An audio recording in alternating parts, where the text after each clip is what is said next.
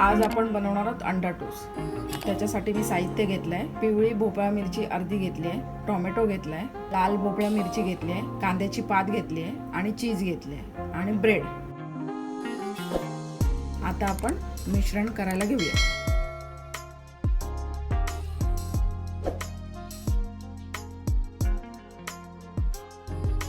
काळी मिरी पावडर अर्धा चमचा, चवीपुरतं मीठ,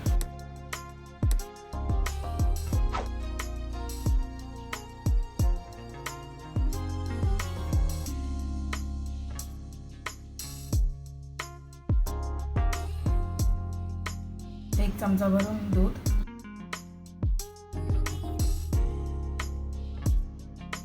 आता आपण टोस्टसाठी पाव कापून घेऊया।